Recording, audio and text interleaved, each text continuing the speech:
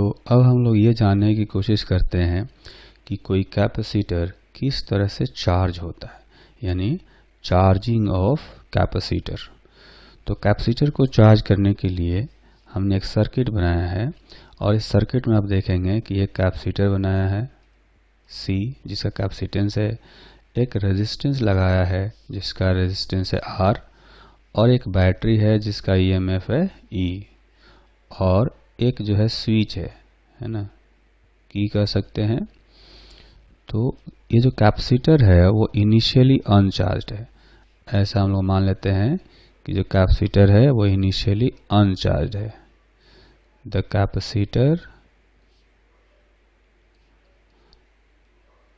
Capacitor is initially uncharged and key is closed at t is equal to 0।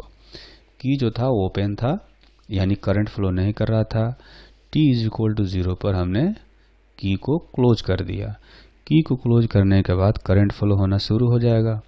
तो जब शुरू होगा तो ऐसा मानते हैं कि टी टाइम पर हमने ये एक सर्किट बनाया है, ये बनाया है एट टाइम टी।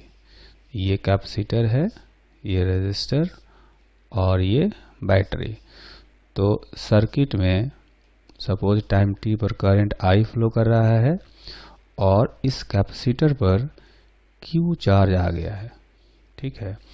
तो इसमें हम लोग किरचॉफ लॉ लगाएंगे क्योंकि सर्किट में करंट जो है वो क्लॉकवाइज डायरेक्शन में फ्लो कर रहा है। तो मान लेते हैं कि यहाँ का पोटेंशियल है 0, ठीक। तो यहाँ का पोटेंशियल अगर 0 है तो किरचॉफ का जो लूप लॉ होता है उसको अप्लाई करते हैं, है ना। तो लिखेंगे by Kirchhoff's law at time t। तो t टाइम पर देखेंगे यहाँ का पोटेंशियल है 0। अब यहाँ 0 है तो यहाँ तक 0 ही होगा, लेकिन जैसे ही कैपेसिटर को क्रॉस करेंगे तो पोटेंशियल डिक्रीज होगा, तो माइनस Q/C लिख सकते हैं।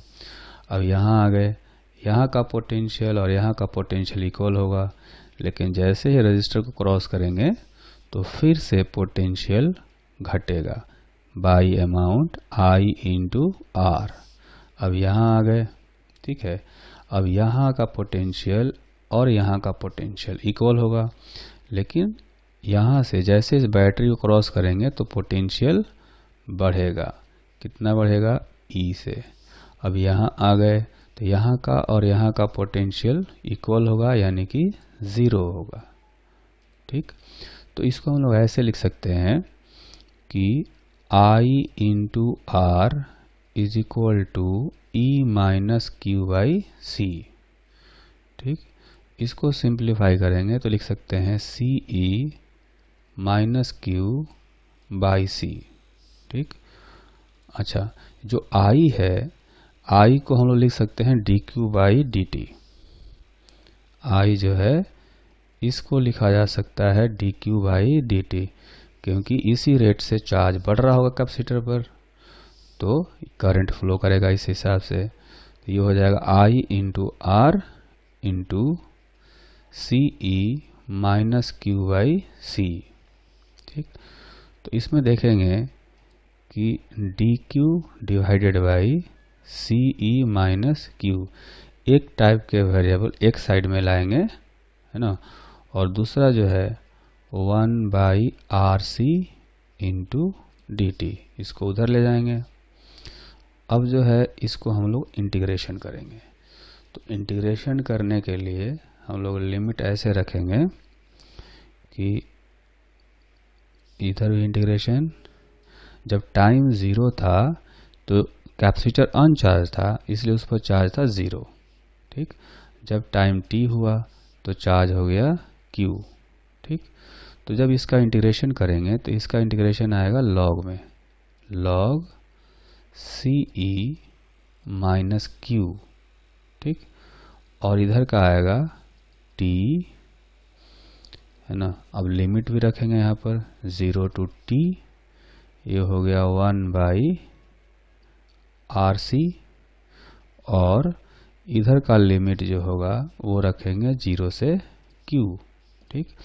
तो अब इसको सिंप्लीफाई करेंगे तो ये आएगा log CE minus Q minus log CE is equal to, ये हो जाएगा T/RC, यानी log CE minus Q divided by CE is equal to T/RC, ठीक है। इंटीग्रेशन में एक थोड़ा सा यहाँ पर देखेंगे कि यहाँ पर जब इंटीग्रेशन करेंगे तो की के साथ में कांस्टेंट है -1, तो एक -1 टर्म यहाँ आएगा, ठीक। अब इस -1 टर्म को इधर ले जाएंगे तो ये हो जाएगा -T/RC, है ना। अब ये ऐसे लिख सकते हैं, तो ये हो जाएगा CE minus Q/C is equal to e⁻T/RC, यानी 1 minus Q/CE is equal to e⁻T/RC, ठीक। अब इस इक्वेशन को थोड़ा और रीअरेंज करेंगे तो फाइनल जो रिजल्ट आएगा उसको हम लोग इस तरह से समराइज करेंगे, Q is equal to CE 1 minus e⁻T/RC, ठीक है। ये आ गया charge stored on the capacitor at the time t, है ना। तो ये कह सकते हैं this is charge stored on the capacitor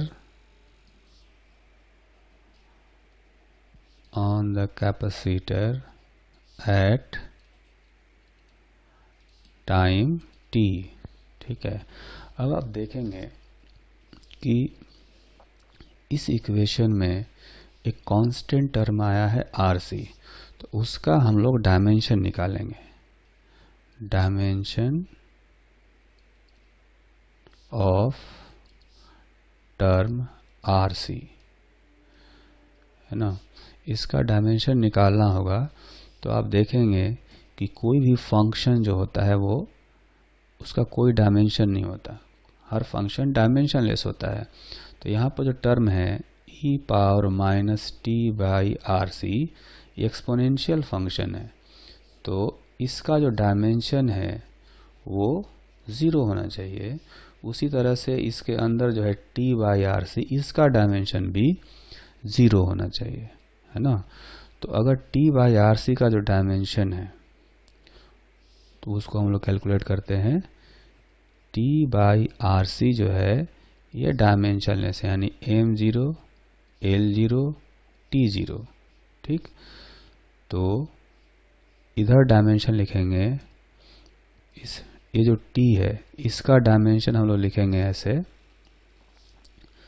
इसका डायमेंशन है T/RC इज इक्वल टू 1, यानी RC का जो डायमेंशन होगा वो हो जाएगा T, ठीक है। डायमेंशन ऑफ RC ये हो जाएगा T, ठीक है। तो इसको हम लोग यहाँ पर लिख देते हैं, डायमेंशंस ऑफ RC ये हो गया T। और आप देखेंगे कि चूंकि ये डायमेंशंस जो है वो टाइम जैसा आ रहा है, इसीलिए इसको हम लोग कहते हैं टाइम कांस्टेंट। तो कहा जा सकता है since RC has dimension of time, it is called time constant.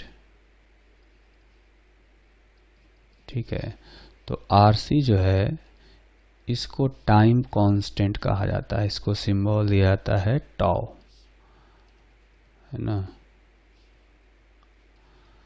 अब हम लोग क्या करेंगे कि एक ग्राफ बनाते हैं। ये जो भी इक्वेशन आया है, इस इक्वेशन का ग्राफ अगर बनाएंगे तो हमें कुछ ऐसा ग्राफ दिखेगा। ये ग्राफ बनाएंगे तो ग्राफ कुछ ऐसा दिखेगा। इस एक्सिस पर हम लोग लगते हैं चार्ज स्टोर्ड और एक्स एक्सिस पर रखते हैं टाइम, है ना। तो ये जो ग्राफ आएगा, ये ग्राफ कुछ ऐसा दिखेगा हमें, है ना। तो इस चार्ज का जो वैल्यू है उसको आप देखेंगे यहाँ पे इक्वेशन पर, तो इस Q का मैक्सिमम वैल्यू जो है वो आएगा CE, है ना। तो मैक्सिमम वैल्यू हम लोग लिख सकते हैं maximum charge stored is equal to CE, है ना। ऐसा कुछ दिखेगा। इनफाइनाइट टाइम बाद यह मैक्सिमम चार्ज स्टोर होगा। ठीक, अब हमें ये पता करना हो कि एक टाइम कांस्टेंट में कितना चार्ज स्टोर होगा। Charge stored in one time constant. तो एक टाइम कांस्टेंट में Q is equal to CE 1 minus e power minus, आप इसमें देखेंगे T divided by time constant. तो T के जगह पर भी टाइम कांस्टेंट रखेंगे, है ना। तो रखेंगे ऊपर भी टाइम कांस्टेंट और नीचे भी टाइम कांस्टेंट। तो ये हो जाएगा C into E 1 minus 1 by E। तो वैल्यू रखने के बाद ये आएगा 0.63 ऑफ CE। यानी ऐसे कहा जाए कि एक टाइम कांस्टेंट के बाद 63% चार्ज, मैक्सिमम चार्ज का 63% चार्ज स्टोर हो जाता है। ठीक है, और इसमें से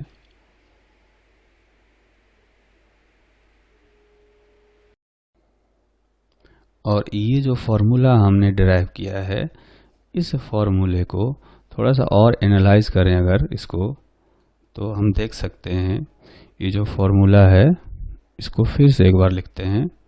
फॉर्मूला ये है Q is equal to CE 1 minus e power minus T by RC। ठीक है, इसको हम लोग दूसरे तरीके से ऐसे भी लिख सकते हैं Q maximum into 1 minus e power minus T by time constant. ठीक है, अब देखेंगे कि ये जो चार्ज है वो मैक्सिमम चार्ज कब स्टोर होगा। हमने ग्राफ में तो वैसे देखा, अभी देखते हैं ऐसे कि Q is equal to Q maximum रखने पर क्या हो जाएगा, आप देखें Q maximum is equal to Q maximum 1 minus e power minus T by tau. ठीक है, तो यहाँ से ये कैंसिल हो जाएगा, यानी e power minus T by tau is equal to 0 आएगा, है ना। यानी कि 1 by e power T by tau is equal to 0। ये तभी हो सकता है जब टाइम जो है इन्फिनिटी हो जाए। तो कह सकते हैं so maximum charge is stored after t is equal to infinity। Infinite time में मैक्सिमम चार्ज स्टोर होता है। उस स्टेट को, उस इंस्टेंट को कहा जाता है steady state. the state when maximum charge is stored is called steady state, है ना। तो जब मैक्सिमम चार्ज स्टोर हो जाता है उस स्टेट को स्टेडी स्टेट कहा जाता है। और ये जो भी आया है चार्ज का इक्वेशन, अगर हम ऐसा करें कि इसको डिफरेंशिएट करते हैं, है ना, तो डिफरेंशिएट करने से क्या निकलेगा, करंट निकलेगा। तो current through the capacitor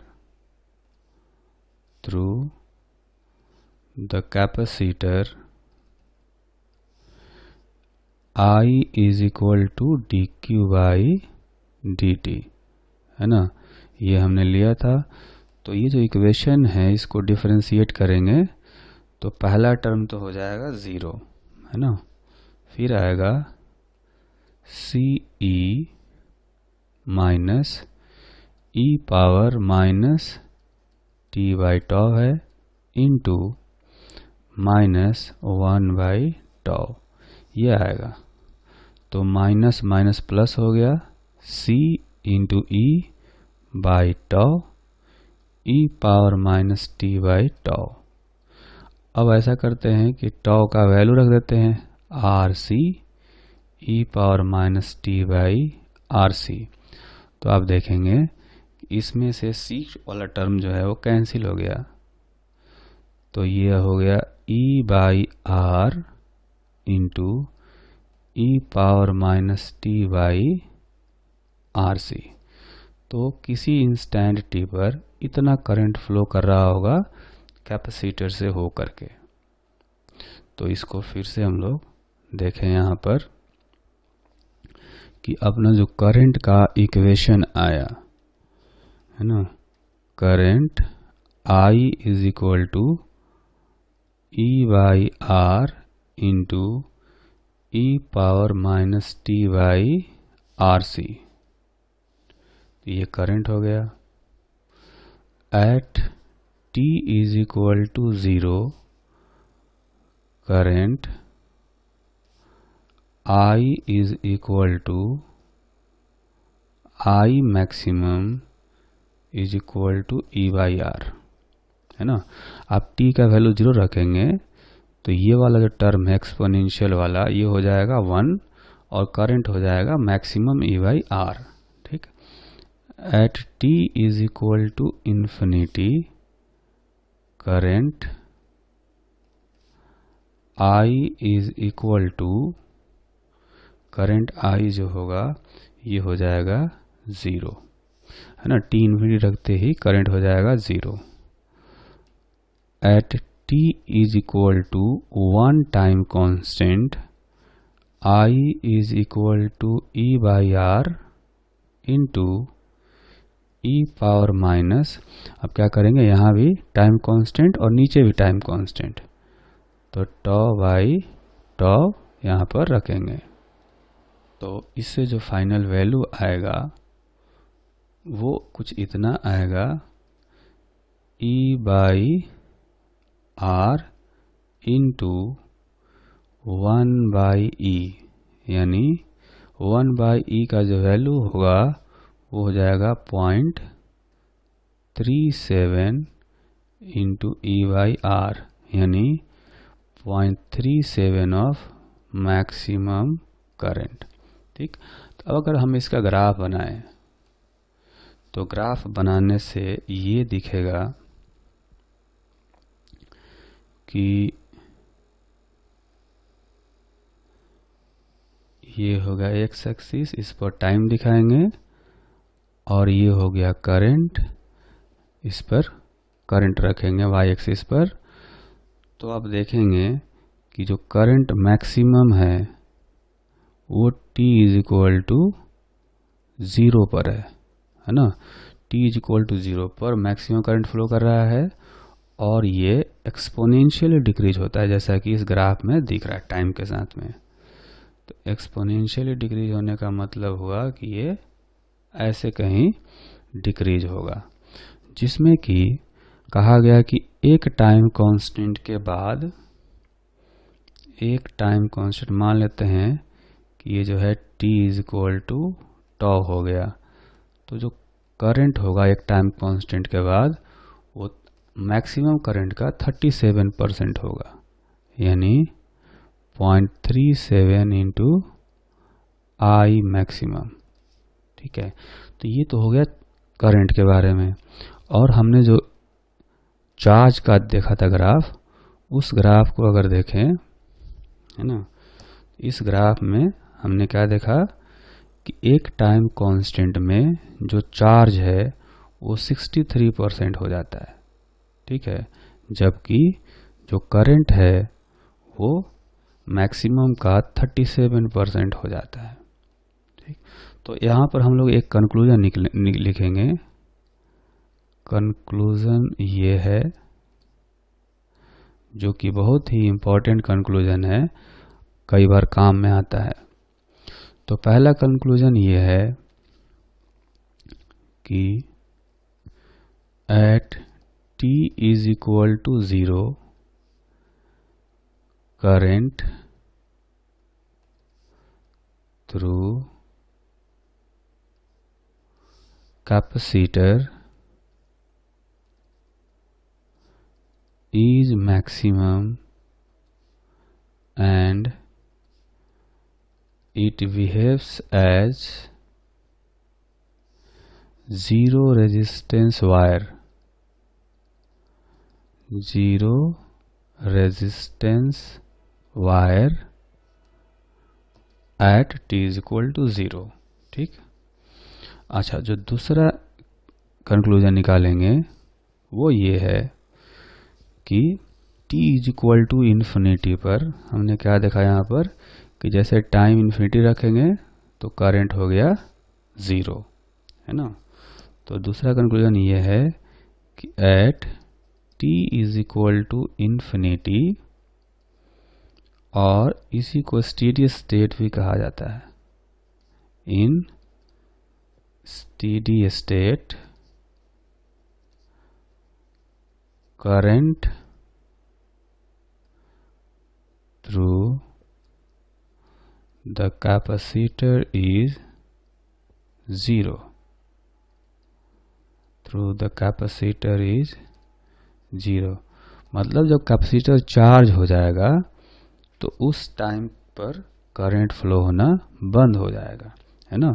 infinite time पर जो चार्ज है वो मैक्सिमम होता है और करंट हो जाता है 0। तो यहाँ पर हम लोग ये लिखेंगे कि जब टाइम 0 था तो चार्ज 0 था, चार्ज स्टोर्ड वाज 0। ठीक है, और जब मैक्सिमम चार्ज स्टोर हो जाएगा, t को इन्फिनिटी पर मैक्सिमम चार्ज स्टोर हो जाता है, चार्ज स्टोर्ड इज मैक्सिमम। ठीक है, तो जब चार्ज मैक्सिमम हो गया, करंट 0 हो गया। करंट 0 होने का मतलब हुआ कि कैपेसिटर का जो रेजिस्टेंस है वो इनफाइनाइट हो चुका है। इनफाइनाइट हो या नहीं हो, ऐसा माना जाता है कि कैपेसिटर का रेजिस्टेंस इनफाइनाइट हो गया। सो resistance of capacitor in steady state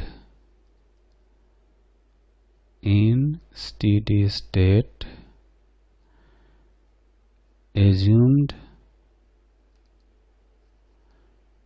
to be infinity, है ना। इनफाइनाइट टाइम के बाद रेजिस्टर कैपेसिटर का जो रेजिस्टेंस है वो माना जाता है कि इन्फिनिटी हो गया, और जो कैपेसिटर है वो ब्लॉक कर देता है डीसी को, ऐसा कहा जाता है ना।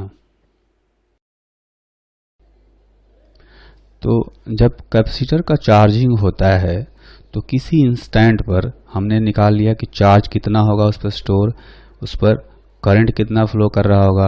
अब हम निकालेंगे कि पोटेंशियल डिफरेंस जो है वो कितना होगा कैपेसिटर के क्रॉस। तो कह सकते हैं while charging potential difference across the capacitor will be equal to V is equal to Q by C, है ना। हमने निकाला था कि इस किसी इंस्टेंट पर इस पर चार्ज होगा Q, है ना, इधर प्लस इधर माइनस, और सर्किट में जो करंट फ्लो कर रहा होगा वो करंट का वैल्यू होगा I, ठीक। तो जो पोटेंशियल डिफरेंस आएगा Q का वैल्यू हम लोग रख सकते हैं, Q का वैल्यू आया था C into E 1 minus E power minus T by RC, ठीक, डिवाइडेड बाई C। तो देखेंगे कि C और C कैंसिल हो जाएगा, तो किसी इंस्टेंट पर जो पोटेंशियल डिफरेंस आएगा वो होगा E minus E power minus T by RC। तो अगर हमें इस पोटेंशियल डिफरेंस और टाइम t का ग्राफ प्लॉट करना हो तो ये ग्राफ कैसा दिखेगा ये हम लोग ड्रॉ करके अभी देखेंगे, ठीक है।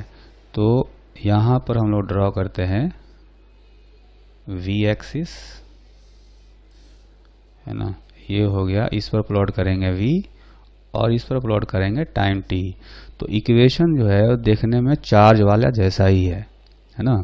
तो इसका जो ग्राफ आएगा वो जो चार्ज स्टोर्ड का ग्राफ है देखने में वैसा ही आएगा, है ना।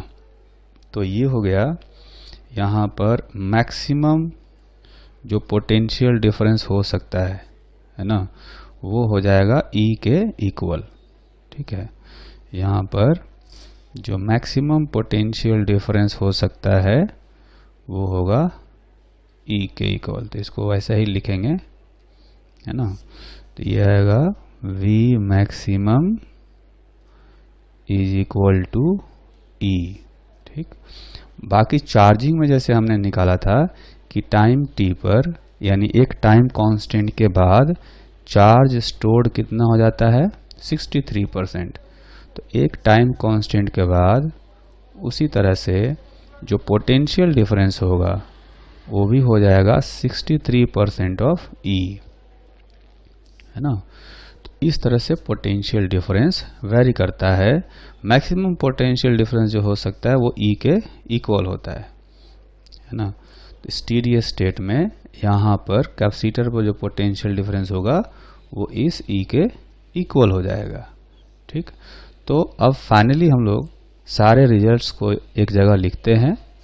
तो जो अपना रिजल्ट आया था, है ना, at time t charge stored का जो वैल्यू था वो ये था, charge stored is equal to Q is equal to CE 1 minus E power minus T by RC। Current through the capacitor is equal to I is equal to आया E by R, यह आया था E by R into E power minus T by RC, है ना। इसको simply ऐसे भी लिख सकते हैं E by R into E power minus T by RC। और जो पोटेंशियल डिफरेंस है across capacitor V is equal to E into 1 minus E power minus T by RC, ठीक है। तो ये तीनों इक्वेशन जो है काफ़ी इम्पोर्टेंट इक्वेशन है। ये तीनों इक्वेशन हमें याद रखना होगा। एक तो ये हो गया चार्ज का इक्वेशन, दूसरा हो गया करंट का इक्वेशन, और तीसरा हो गया पोटेंशियल डिफरेंस का इक्वेशन। तो अभी जो हमने कंक्लूजन निकाले वो दोनों ही कंक्लूजन बहुत ही इम्पोर्टेंट है, उसको हम लोग फिर से देख लेते हैं और उन पर बेस्ड एक एग्जाम्पल भी करते हैं साथ में। तो कंक्लूजन ये था, पहला कंक्लूजन ये है कि at t is equal to 0 capacitor behaves as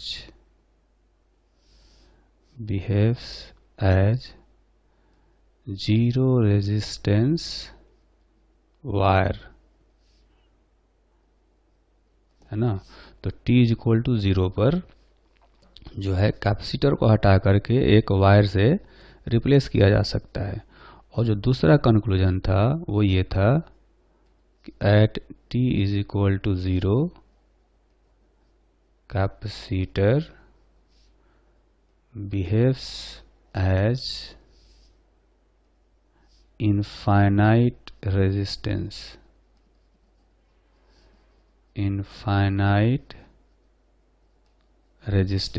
यानी जिस रूट में, जिस वायर में कैपेसिटर होगा उससे होकर के कोई भी करंट फ्लो नहीं करेगा।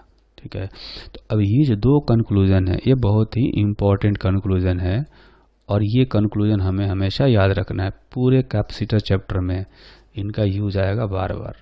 तो एक एग्जांपल करते हैं इन पर बेस्ड।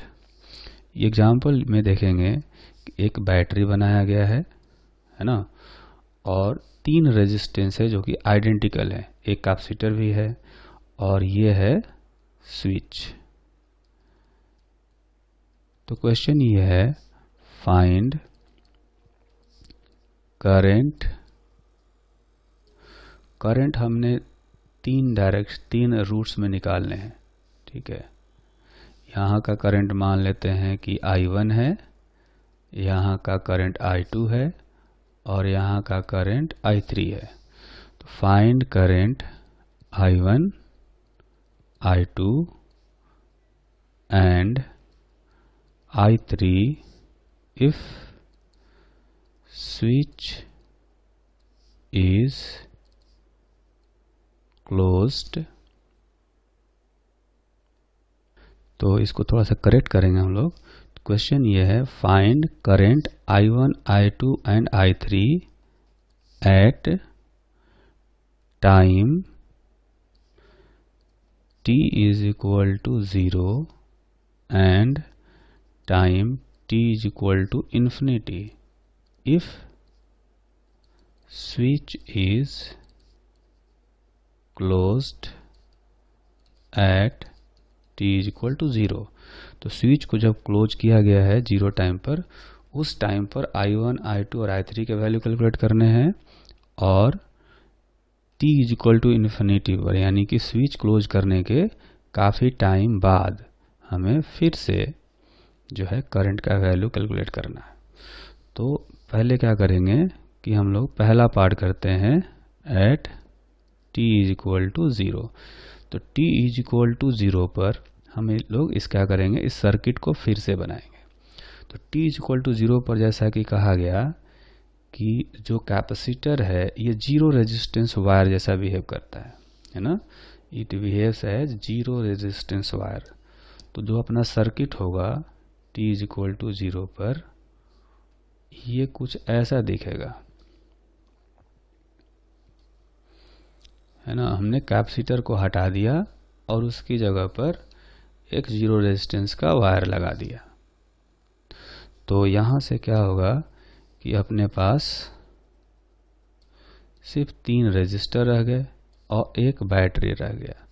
तो इसमें से इक्विवेलेंट रेजिस्टेंस कैलकुलेट करेंगे तो देखेंगे कि ये R और ये R पैरेलल में है तो इक्विवेलेंट हो जाएगा R/2, और ये R उनके सीरीज में है तो R इक्विवेलेंट हो जाएगा 3R/2। तो यहाँ से जो बैटरी से जो करंट जाएगा, है ना, ये इसको हमने कहा है कि ये I1 है ना। तो I1 का जो वैल्यू आएगा EMF divided by R equivalent, है ना। तो बैटरी से जो करंट जाएगा EMF divided by R equivalent यानी 2E/3R। तो ये होगा 2E/3R। उसके बाद देखेंगे कि ये दोनों रूट जो हैं दोनों में रेजिस्टेंस इक्वल है, तो दोनों में करंट इक्वल जाएगा, यानी आधा आधा हो जाएगा। इधर 2E/3R था तो इधर हो जाएगा E/3R और इधर भी E/3R, यानी I2 और I3 ये दोनों इक्वल हो जाएंगे, है ना। तो कह सकते हैं I2 is equal to I3 is equal to E/3R। ठीक, उसके बाद अब आते हैं क्वेश्चन का सेकेंड पार्ट पे। सेकेंड पार्ट में हमें कहा गया कि t is equal to infinity पर करंट का वैल्यू कैलकुलेट करना है। तो t is equal to infinity पर जो कैपेसिटर है वो इनफाइनाइट रेजिस्टेंस जैसा बिहेव करता है, यानी कैपेसिटर से होकर के इस कैपेसिटर से होकर के कोई करंट नहीं जाएगा, उस रूट को ब्लॉक कर देगा। तो जो सर्किट दिखेगा t is equal to infinity पर, है ना, at t is equal to infinity circuit कुछ ऐसा दिखेगा जिसमें से दो रेजिस्टेंस से होकर के करंट जा रहा होगा और इधर से कोई करंट नहीं जाएगा, है ना। तो अब अपने पास सिर्फ दो ही रेजिस्टेंस होंगे जो कि काम कर रहे होंगे, ये R और AR। इधर का रेजिस्टेंस कहें तो इन्फिनिटी हो चुका है ना, इसलिए इधर से कोई करंट जाएगा नहीं। यह बैटरी का EMF E है, तो यहाँ से जो करंट जाएगा I1 और जो I3 होगा ये दोनों इक्वल होना चाहिए, है ना। तो I1 is equal to I3 is equal to, देखेंगे कि दोनों रेजिस्टेंस सीरीज में है तो इक्विवेलेंट हो गया 2R, यानी E/2R इतना करंट जाएगा यहाँ से। ठीक, और जो I2 है ना, I2 लिखा है हमने कैपेसिटर से होकर जाने वाले करंट को, तो वो हो जाएगा 0। कैपेसिटर से कोई करंट नहीं जाएगा इनफाइनाइट टाइम पर। तो जब किसी कैपेसिटर को चार्ज किया जाता है तो रेजिस्टर के अक्रॉस कितना हीट लॉस होता है ना। शुरू में हमने पढ़ा था कि बैटरी जो वर्क करता है उसका 50% जो है वो हीट लॉस के फॉर्म में चले जाता है और सिर्फ 50% ही कैपेसिटर पर स्टोर होता है। उसको हम लोग यहाँ पर वेरीफाई करते हैं, चेक करते हैं कि कितना हीट लॉस होता है। तो हीट लॉस हमें जानने के लिए जो है जो बेसिक फॉर्मूला है ये होता है I² RdT, है ना। इस तरह से हीट लॉस निकालते हैं। तो यहाँ पर जो हीट लॉस होगा delta H is equal to जो चार्जिंग में करंट फ्लो करता है ना, करंट ऐसे जो फ्लो करेगा किसी भी टाइम t पर, वो करंट हम लोग लिखते हैं at time t I is equal to E/R into e⁻t/τ ये होता है। तो I का वैल्यू यहाँ से रखेंगे तो आएगा E² R² e⁻2t/τ into R into dt। ठीक है, चूंकि कैपेसिटर इनफाइनाइट टाइम तक चार्ज होता है इसलिए इसका जो लिमिट रखेंगे टाइम का वो रखेंगे 0 से इन्फिनिटी।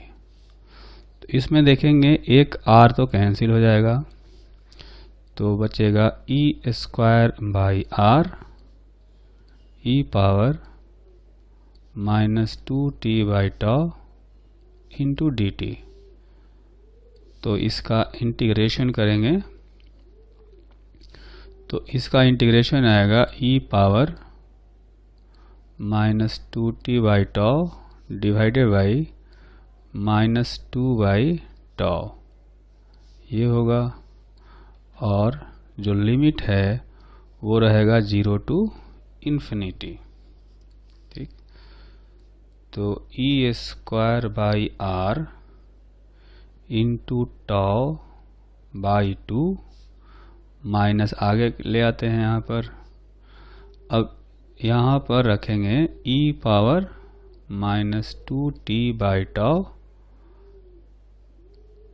लिमिट रखेंगे 0 से इन्फिनिटी, तो -e/2r, τ का वैल्यू होता है टाइम कांस्टेंट का RC, है ना।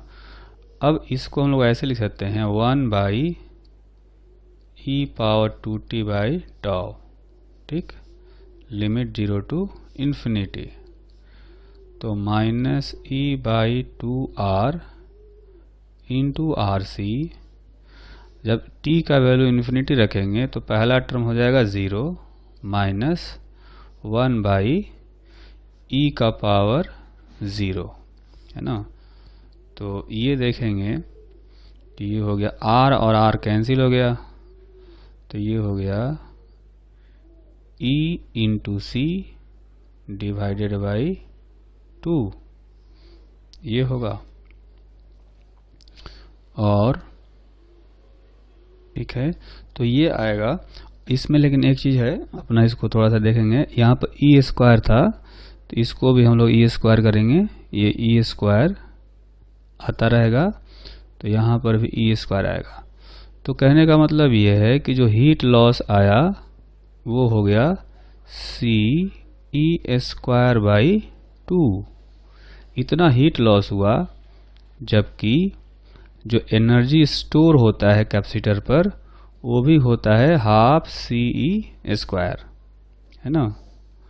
और total work done by battery, ये हो जाएगा, दोनों को जोड़ देंगे तब, यानी कि ½ CE² plus ½ CE² is equal to CE², यानी कि Q इंटू E। जो मैक्सिमम चार्ज आ सकता है CE, इतना ही वर्क करता है बैटरी Q चार्ज यहाँ से यहाँ लाने में वर्क करता है Q इंटू E, है ना। तो यहाँ से ये प्रूफ हो गया कि जो इतना बैटरी वर्क करता है उसका 50% लॉस हो जाता है, 50% स्टोर होता है। अब हम लोग एक ऐसा मेथड सीखने जा रहे हैं जिस मेथड से किसी भी सर्किट का टाइम कांस्टेंट कैलकुलेट किया जा सकता है, वो भी बिना किसी लेंदी इक्वेशन को सोल्व किए हुए, बिना किसी इंटीग्रेशन को किए हुए, है ना। इस तरीका में हम लोग क्या करते हैं, इस मेथड में जो टाइम कांस्टेंट कैलकुलेट करना हो तो पहले सर्किट का इक्विवेलेंट रेजिस्टेंस निकालते हैं, इंटू C करते हैं। अभी R इक्विवेलेंट निकालने का एक स्पेशल मेथड होता है इस केस में, वो कैसे कैलकुलेट करेंगे वो हम सीखते हैं। तो इसमें ऐसे करना है कि when only one capacitor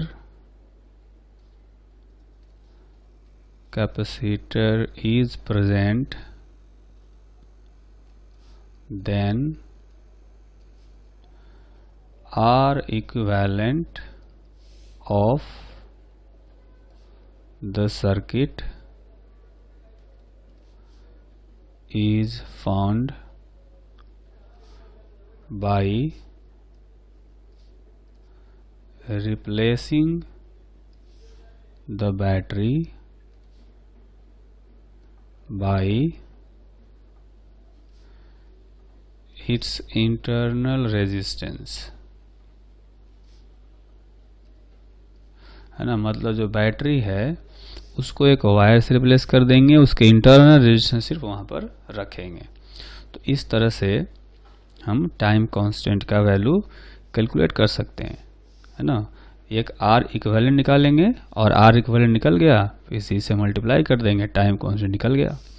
तो इसके लिए हमने एक सर्किट बनाया हुआ है, तो इस सर्किट में हम लोग टाइम कांस्टेंट का वैल्यू कैलकुलेट करके देखते हैं। इसके लिए हमें क्या करना है कि ऐसा मान लेते हैं इस बैटरी का इंटरनल रेजिस्टेंस नहीं दिया हुआ है, तो हम क्या करेंगे, इस बैटरी का इंटरनल से ये मान सकते हैं, है ना। तो बस बैटरी को एक वायर से रिप्लेस कर देना है। तो हम लोग सर्किट को बनाएंगे इस तरह से जिसमें कि बैटरी नहीं होगा, बैटरी के जगह पर एक वायर होगा। तो इस तरह से आप देखेंगे कि वही सर्किट हम लोग दोबारा बना रहे हैं, बस इसमें से बैटरी गायब हो गया।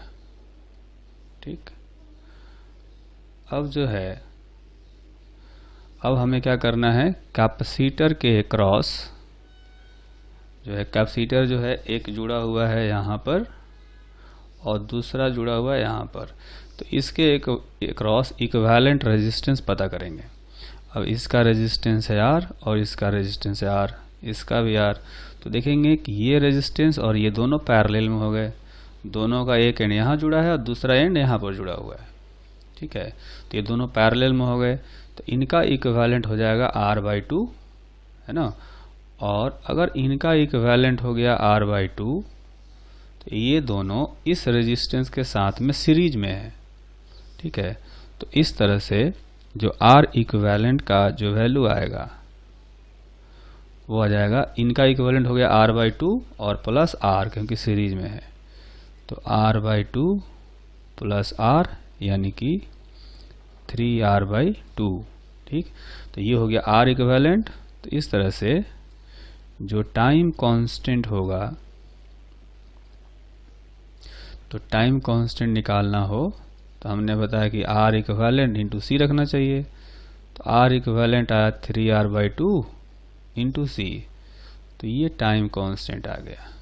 ठीक है, और अब जैसा ऐसा ही कोई सर्किट हो और इस सर्किट में हमें कैपेसिटर से इंस्टेंटेनियस करंट निकालना हो, यहाँ से अगर कोई कहे कि इंस्टेंटेनियस करंट कैसे निकालेंगे, है ना, यहाँ से, तो ऐसा कहा जा सकता है,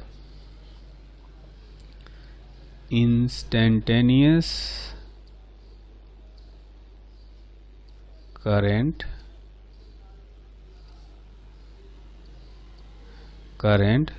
through the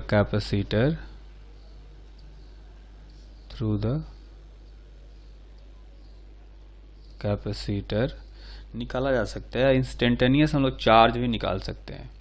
तो ऐसा करते हैं कि पहले हम लोग चार्ज निकालते हैं, ठीक है, फिर उसको डिफरेंशिएट करेंगे तो इंस्टेंटेनियस करंट निकल जाएगा। ठीक, तो पहले हम लोग निकालेंगे instantaneous charge, instantaneous charge across capacitor और charge on the capacitor, charge on the capacitor. तो चार्ज निकालना हो इंस्टेंटेनियस चार्ज, तो हम इसको लिखते हैं Q maximum into 1 minus e power minus t/τ।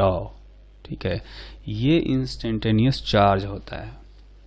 Maximum charge क्या हुआ, where Q maximum is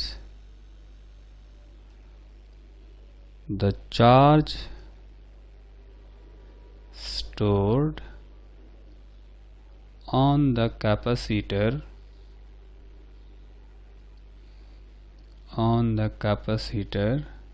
in steady state। तो t इक्वल टू इन्फिनिटी पर जो चार्ज होगा वो चार्ज यहाँ से निकाल लेंगे, और टाइम कांस्टेंट निकालने का तरीका हमने यहाँ सीख लिया। फिर इंस्टेंटेनियस चार्ज निकाल सकते हैं और फिर इसको डिफरेंशिएट करेंगे तो इंस्टेंटेनियस करंट भी निकाला जा सकता है ना। तो इसमें से इंस्टेंटेनियस करंट निकालने के लिए कहा जाए तो हम लोग लिखेंगे instantaneous current through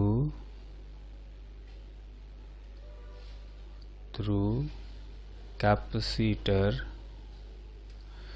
is equal to I is equal to, इनको डिफरेंशिएट करेंगे, है ना, तो ये आएगा Q maximum by tau into E power minus T by tau. तो ये इंस्टेंटेनियस करंट हो जाएगा। ठीक है, तो इसमें मेन चीज़ क्या है, टाइम कांस्टेंट निकालना। टाइम कांस्टेंट एक बार निकल गया तो फिर मैक्सिमम चार्ज निकालेंगे, स्टेडी स्टेट चार्ज, फिर हम लोग चार्ज और इंस्टेंटेनियस करंट निकाल सकते हैं। ठीक है, तो इस पर बेस्ड एक एग्जांपल करेंगे अभी हम लोग।